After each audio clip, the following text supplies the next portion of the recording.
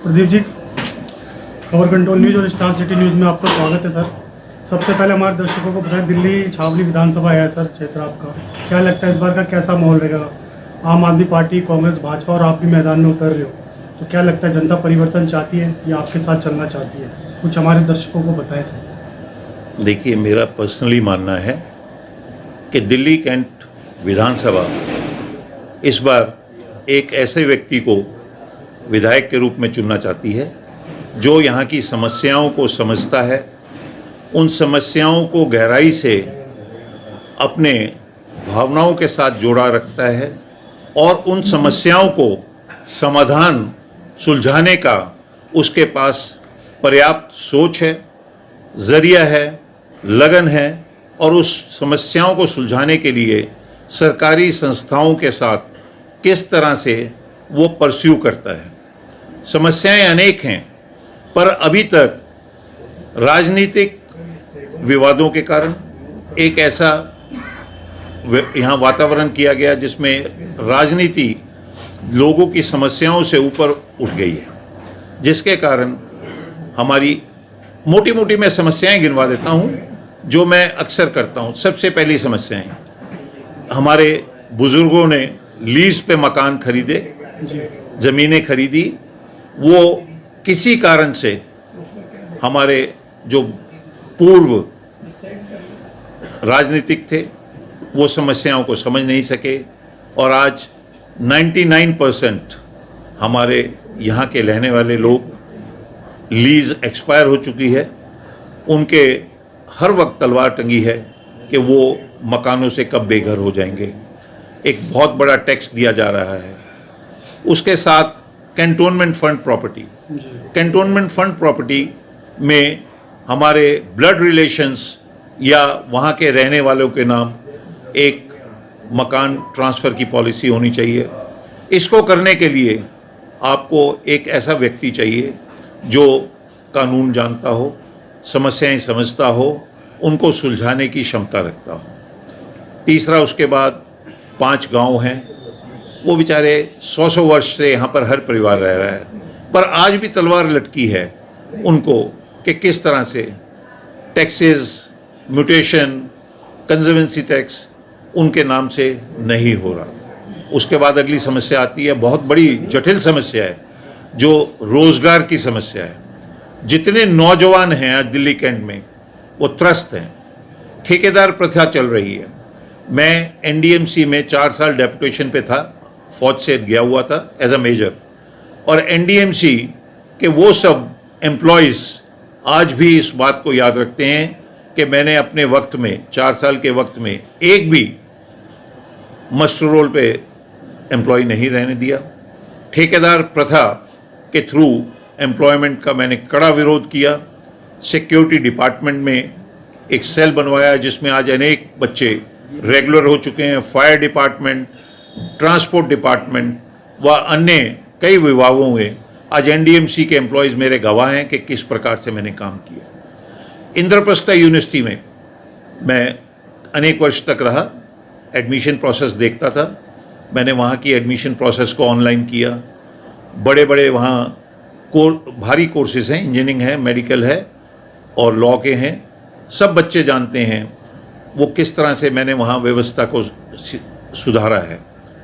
यहाँ पर cantonment board और एनडीएमसी में जो ठेकेदार प्रथा है उसके ज़रिए यहाँ के बेरोज़गार बच्चे या जिनको रोज़गार मिला है वो सब त्रस्त हैं, क्योंकि उनको कितना पैसा मिलता है वो कभी भी 40 साल के हो जाएं, 50 साल के हो जाएं, उनके बच्चे बढ़ जाएं, उस पैसे से उनकी परिवार की नहीं चल सकती। तो हमको व्यवस्था, कैंटोनमेंट बोर्ड एक ज़माने में 10,000 15,000 लोग थे, आज वहाँ 80,000 की पॉपुलेशन हो गई है। अगर शायद कोई समझदार व्यक्ति विधायक के रूप में होता, राजनेता होता, तो कम से कम आज अगर वहाँ 500 की स्ट्रेंथ है कैंटोनमेंट बोर्ड में, ये स्ट्रेंथ 2,000 की होनी चाहिए थी। कोई पदों की क्रिएशन नहीं की जी। अब पदों की क्रिएशन करने के लिए आपको एक सोच चाहिए, एक व्यक्तित्व चाहिए, एक प्रभावशाली, उसके लिए आपको लगन चाहिए।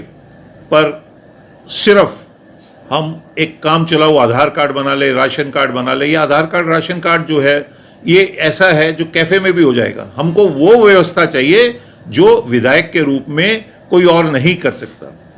तो मैं इस बात से भी, जनता परिवर्तन चाहती है सर इस बार? जनता परिवर्तन चाहती है इस प्रकार का कि उनके घर का अपना एक व्यक्ति जो उनके बीच में पला बड़ा है, जो उनके साथ उनकी समस्याओं से चलता है। ये एक बहुत ऐसी विधानसभा है जिसमें उनके परिवार से बहुत सालों से विधायक नहीं आया है, और इस पर एक आवाज है कि जो व्यक्ति यहाँ पर पैदा हुआ, यहीं की समस्याओं से जुड़ा है और यहीं वो अपना जीवन बिताना चाहता है। मैं 2 बार फौज में दिल्ली कैंट में मुझे सौभाग्य मिला यूनिट कमांड करने का। सरकारी मकान मुझे मिल सकता था ओसी यूनिट बनने के नाते, ताकि तब भी मैंने नहीं लिया। एनडीएमसी में रहा, मुझे एनडीएमसी का सरकारी मकान मिल सकता था, पर मैंने कभी भी अपना मकान नहीं छोड़ा। ये ज़मीन मेरी कर्म भूमि है और यहाँ पर हर समस्या से मेरे को तकलीफ होती है। मैं आपको ये बता सकता हूँ कि यहाँ पर बहुत अनेक ऐसे लोग हैं, चाहे वो 6 क्वार्टर के हों, चाहे पुराने नांगल के हों, चाहे हमारे टालों के पीछे जो झुग्गियाँ हैं वो हैं, वो बता सकते हैं किस तरह सरकारी व्यवस्था से लड़कर मैंने वो उनके साथ अन्याय नहीं होने दिया। तो सर जो यहाँ पे कैंडिडेट खड़े हुए हैं वो बाहर के सारे के सारे? देखिए, सभी मेरे साथी हैं, मैं उनको नाराज नहीं होना चाहिए, पर सच्चाई ये है कि सभी कैंडिडेट्स को देख के मुझे वो पुरानी हिस्ट्री याद आती है कि जब मुगल बादशाह सुना करते, कहा करते दिल्ली चलो, और दिल्ली आकर अपने सेनापति बिठा के चले जाते थे। यहाँ मकान खरीद के 2 कमरों का कार्यालय बना के या 6 महीने के लिए मकान खरीद के चुनाव के लिए पोस्टर और होर्डिंग के जरिए, मैं गरीब आदमी हूँ, ईमानदारी से मैंने 40 साल की क्लास 1 की नौकरी की है, मेरे पास वो पैसा नहीं है कि मैं पोस्टर होर्डिंग के जरिए अपने आप को दीवारों पे टांग पाऊँ। मैं तो अपनी जन सेवा के थ्रू लोगों के दिलों में बसा हूँ और रहूँगा। मैं आपको बताना चाहता हूँ कि एक छोटी सी बात, मैंने अगले 5 साल जन सेवा करने का एक प्रण लिया है, और इसी प्रण को पूरा करने के लिए मैंने इस बार विधानसभा का चुनाव लड़ने का इरादा रखा है और दावा ठोका है। प्रदीप जी, हमारे दर्शकों को कुछ कहना चाहेंगे आप सर? मैं सिर्फ इतना ही कहना चाहूँगा कि आपके माध्यम से मैं आश्वासन देता हूँ, वचन देता हूँ कि विधायक की टिकट किसको मिलेगी, किसको नहीं मिलेगी, विधायक कौन बनेगा नहीं बनेगा, ये तो श्री प्रभु राम ही जानते हैं।